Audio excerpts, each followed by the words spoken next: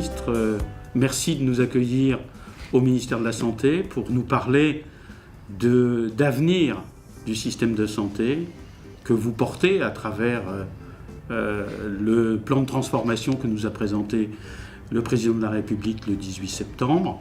Alors, quelles sont pour demain les plus grandes implications qui auront un impact sur la médecine libérale, sur la médecine spécialisée dans son ensemble?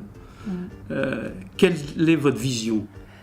Alors, ce plan, il est parti d'un constat en fait largement partagé par les acteurs, qui est d'un cloisonnement très fort entre l'hôpital et la ville, entre spécialistes et généralistes, entre médecins et autres professions de santé, entre public et privé, voilà, trop de cloisonnement, avec des parcours de soins compliqués pour les malades et de très grandes difficultés d'accéder aux soins sur beaucoup de territoires.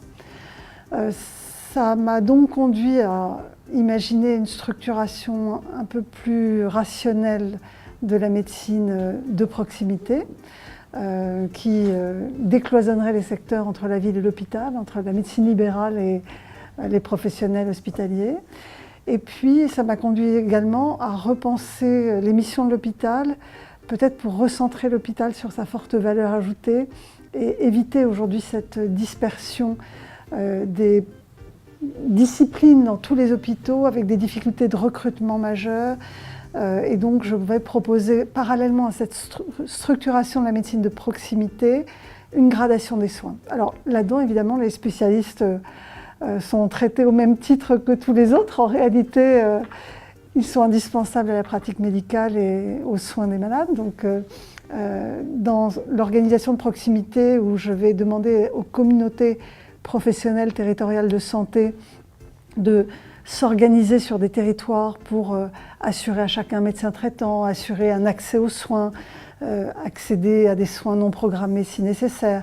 Bien, ces communautés, elles comprennent évidemment des médecins, généralistes ou spécialistes, et d'autres professionnels de santé. Donc, les spécialistes sont dans les communautés professionnelles de territoire. Les difficultés d'accès aux soins, aujourd'hui, dans beaucoup de territoires qu'on appelle des déserts médicaux, elles sont vraies pour des généralistes, mais elles sont aussi vraies pour beaucoup de spécialités médicales. Et donc, je demande aux spécialistes de s'impliquer de la même façon pour améliorer l'accès aux soins. Alors, point de salut, si on n'appartient pas à une communauté professionnelle de territoire de santé, ces fameuses CPTS, ou y a-t-il d'autres modèles? Puisque aujourd'hui, c'est vrai que pour la médecine spécialisée, elle a été assez peu stimulée jusqu'à maintenant. On l'a mis plutôt de côté et probablement que vous êtes la première à en parler, avec le président de la République qui en a parlé le 18 septembre. Alors, est-ce que on n'accompagnera pas ces groupes de spécialistes s'ils n'intègrent pas ces fameuses CPTS? Alors, je ne suis jamais dans une politique très directive.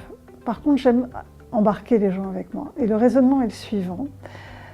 Aujourd'hui, l'exercice libéral très isolé, il n'est pas fréquent, parce que souvent les professionnels se sont organisés entre eux, en réalité, pour créer des filières de prise en charge. Souvent, les spécialistes ont leur médecin correspondant, ils ont leur service correspondant hospitalier, donc en réalité, ces organisations, elles existent. Mais il faut qu'on les fasse apparaître pour les malades.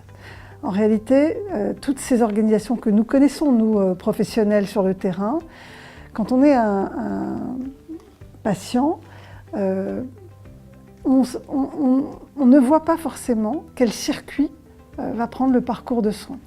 Donc, ce que je souhaite aujourd'hui via les CPTS, c'est faire apparaître pour le grand public le fait qu'ils sont suivis par une communauté de professionnels, qu'ils soient médecins ou autres professionnels de santé, kinés, orthophonistes ou infirmières, par exemple, ou sages-femmes, mais aussi qu'ils soient spécialistes ou généralistes. Et donc je vais demander quelque part à cette structuration du collectif d'être plus visible, plus accessible pour les malades, pour qu'en fait, cette transformation du système de santé, elle remette vraiment le patient au cœur du système, qu'il connaisse quel est son parcours quand il a par exemple une maladie chronique, qu'il est diabétique, qu'il sache qu'il a une communauté de professionnels autour de lui, un endocrino, un médecin généraliste, un ophtalmo, un cardiologue, mais aussi une diététicienne et peut-être une infirmière pour le pied diabétique.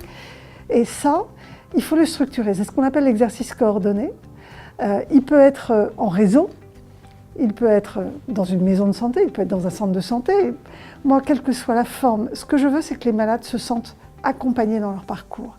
Et c'est en cela, quelque part, que je dis que l'exercice isolé ne pourra plus être la règle telle qu'il est aujourd'hui. En tous les cas, j'aimerais que chaque professionnel s'inscrive dans un réseau, une forme d'organisation qui permette aux malades d'être mieux repérés.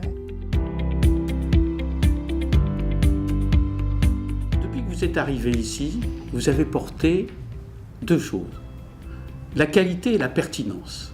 Et au travers des grands chantiers que vous avez présentés, c'est un des chantiers. Alors, comment sur le terrain, on va porter cette qualité et cette pertinence des prises en charge? Alors, d'abord, c'est vrai que c'est un sujet qui me tient particulièrement à cœur de par mon parcours professionnel. J'ai vu trop de pertes de chance, en réalité, peut-être comme hématologue, cancérologue, et puis dans les agences que j'ai dirigées, j'ai vu trop de diversité de pratiques. Et c'est vrai que pendant longtemps, on a considéré la médecine comme un art, et on a laissé quelque part une certaine créativité aux médecins. Et aujourd'hui, nous avons de plus en plus de prises en charge qui doivent répondre à des objectifs ou en tous les cas à des critères scientifiques qui permettent aux malades de ne pas avoir de perte de chance. Ça m'est insupportable en fait, de savoir que selon l'endroit où on va être traité, selon la personne que l'on va rencontrer, on va avoir des pratiques trop différentes, avec possiblement des pratiques non conventionnelles ou insuffisamment aux normes de ce que doit être la médecine moderne. Par contre, ce qui est clair pour moi, c'est que la pertinence et la qualité, elle ne peut être définie que par les médecins eux-mêmes. Ça n'est pas la ministre, même si je suis médecin, mais l'administration qui peut dire ce qui est pertinent et ce qui n'est pas. C'est profondément médical. Et d'ailleurs, c'est dans la déontologie des médecins que d'assurer à son patient le meilleur soin par rapport aux connaissances actualisées. Donc, pour moi, c'est un enjeu de déontologie en réalité, dont doivent s'emparer les médecins. Ça permettra peut-être d'améliorer globalement la qualité des pratiques, d'éviter à certains malades de ne pas avoir les mêmes chances que leurs voisins parce qu'ils ne vont pas être adressés à la bonne personne. Et puis, je pense que ça permettra parfois de faire des économies à la sécurité sociale. J'ai besoin de dégager des marges de manœuvre pour financer en fait l'innovation qui arrive, financer les organisations, financer même les médecins, les CPTS. Et donc ces marges-là, c'est tous les doublons, toutes les pratiques non conformes qui parfois aboutissent à beaucoup d'actes inutiles. Et cela, pour cela, j'ai besoin des spécialistes que vous êtes, par exemple, pour définir ce qu'est une bonne pratique, ce qu'est un acte pertinent. C'est pas moi qui le définirai, mais une fois que vous vous serez mis d'accord, j'aimerais que tout le monde s'engage vers la réalisation d'une médecine pertinente.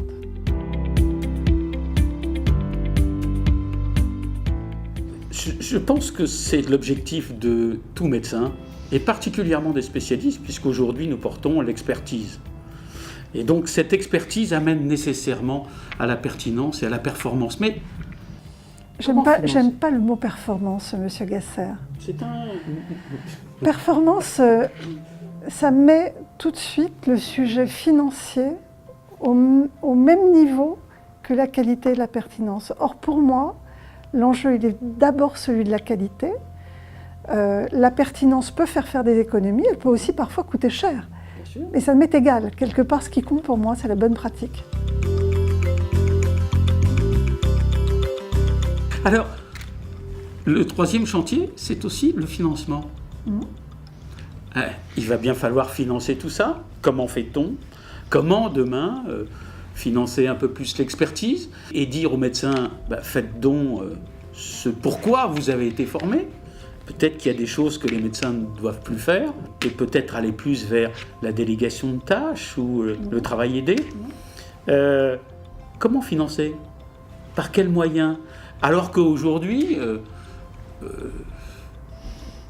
l'augmentation de l'ONDAM est quand même peut-être un peu faible pour financer tout ça, même si, bien entendu, je vous l'accorde, il y a une augmentation. Mais cette augmentation, beaucoup disent, elle est trop faible.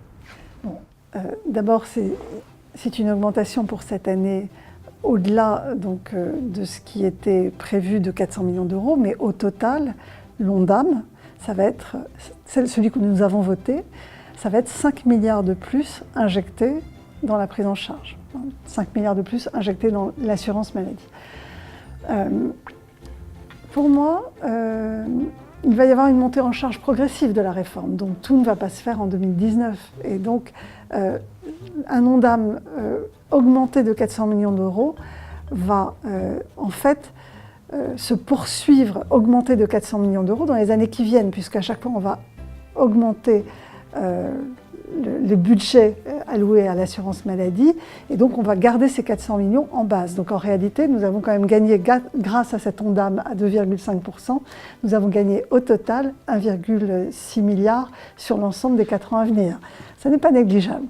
1,6 milliard en plus pour la santé dans les 4 ans à venir par rapport à la trajectoire qui était initialement prévue, ça n'est pas rien. Et donc pour moi, ce budget, il est évidemment fait pour accompagner ces transformations. Je veux bien financer la bonne médecine. En réalité, je pense qu'aujourd'hui, la tarification à l'activité dans les hôpitaux ou la tarification à l'acte dans les pratiques médicales, qu'elles soient spécialistes ou généralistes, mais aussi des autres professionnels, je pense aux infirmières, aux kinés, aboutit à ce qu'on ne coopère pas. Ça ne facilite pas les coopérations. D'abord parce que le temps de la coopération, c'est un temps qui est long. Ça veut dire prendre des contacts, expliquer, organiser ce qui peut être délégué à d'autres. Et ça n'est pas valorisé. Et puis, si on coopère et qu'on délègue un certain nombre de suivis à d'autres professionnels, dans une rémunération à l'acte, on est perdant. Donc, je veux diversifier les modes de rémunération. Mon objectif, c'est vraiment pas du tout un objectif économique, mais c'est un objectif qui sert à accompagner la transformation des mentalités. Et donc cette diversification des rémunérations, je souhaite qu'elle favorise les bonnes pratiques professionnelles, c'est-à-dire les coopérations entre les professionnels autour des malades chroniques. On sait très bien qu'un certain nombre de malades chroniques peuvent être suivis par des infirmières à domicile.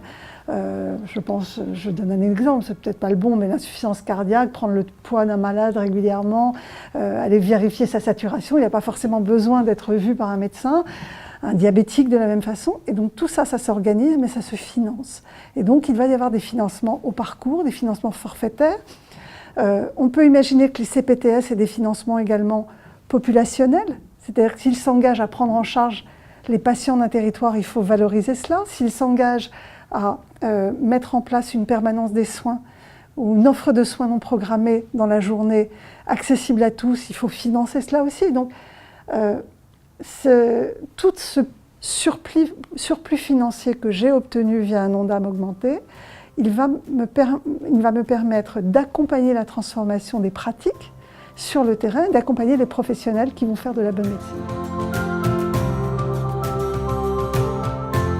Quatrième volet, la formation.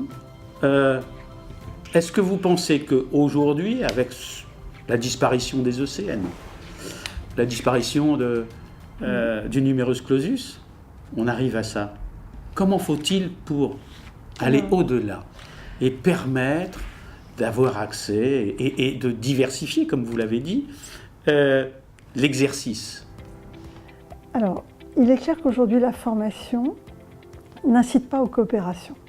La formation est très disciplinaire. Il y a assez peu de thématiques transversales à la fois au moment du 2e cycle ou du 3e cycle des études de médecine. Et nous avons besoin aujourd'hui, pour que les professionnels coopèrent, qu'ils se connaissent. Et donc, cette transformation des études de médecine vise à renforcer les coopérations entre professionnels en proposant quelques modules communs, par exemple. pourrait imaginer sur l'éthique, par exemple, l'éthique des prises en charge. C'est un exemple comme un autre. Mais en réalité, nous avons besoin de créer un peu de transversalité entre les professionnels pour qu'ils aient envie de travailler ensemble. Après, sur les ECN, je trouve que le concours tel qu'il était organisé ne favorisait pas la qualité. Quand on sait que les derniers du classement, qui pouvaient avoir 0 à l'ECN, se retrouvaient internes sur les territoires, et en général sur les territoires sous-dotés, où on a en plus des difficultés d'accès aux soins, je trouvais ça injuste pour ces territoires, et pas bien. En fait, on ne peut pas cautionner que des gens qui ont 0 à un examen classant puissent exercer la médecine. Donc, on a transformé cela par un examen qui ne sera pas classant, mais un examen où il faudra avoir la moyenne. Je pense que c'est tellement évident que je ne vois pas qui peut aller contre cette proposition, et auquel on ajoutera des épreuves plus cliniques, d'évaluation au cours des études, de la façon dont ces externes auront pris en charge les malades. Et donc ce sera un panel en fait de compétences qui vont être évaluées en fin des études médicales et qui vont permettre ensuite aux jeunes de s'inscrire dans un 3e cycle et de choisir leur spécialité. Tous les étudiants iront dans tous les milieux, c'est-à-dire à la fois dans le milieu libéral. Est-ce que ça va être une obligation ou Oui, pas, oui, puisque nous allons diversifier les lieux de formation, vous le savez. Nous souhaitons que les jeunes accèdent à d'autres exercices médicaux que le seul exercice hospitalier, qui représente la quasi-totalité de leur formation aujourd'hui. Donc, il faut qu'on trouve des lieux de stage. Il faut évidemment ne rien céder à la qualité de la formation. Donc, il faut évidemment des agréments pour ces lieux de stage, des professionnels formés à l'accompagnement des jeunes, mais il faut un exercice libéral, il faut le découvrir, il faut découvrir des maisons de santé, par exemple pluriprofessionnelles, il faut découvrir peut-être la médecine du travail ou la médecine scolaire pour avoir envie de connaître, ou la médecine en PMI, en protection maternelle et infantile. Donc tout ça va progressivement s'organiser, c'est déjà le cas. Les doyens ont déjà diversifié, mais je compte aller plus loin pour que les jeunes aient envie de découvrir et s'autorisent à s'inscrire dans d'autres exercices que celui purement hospitalier. Alors, dernier chantier, c'est le numérique.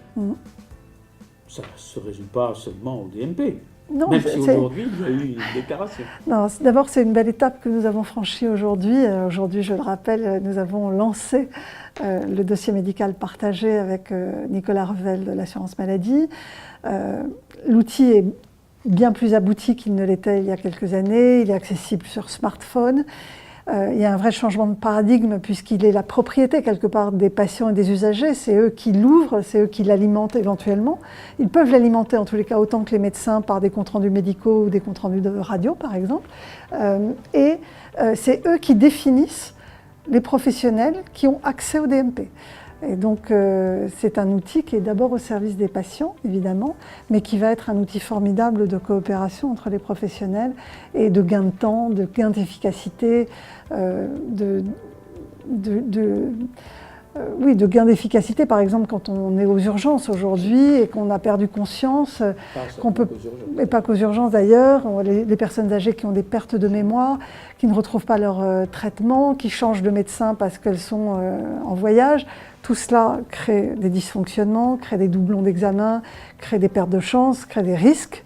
Et donc le DMP va être un outil au service des usagers, mais aussi au service de la bonne pratique médicale.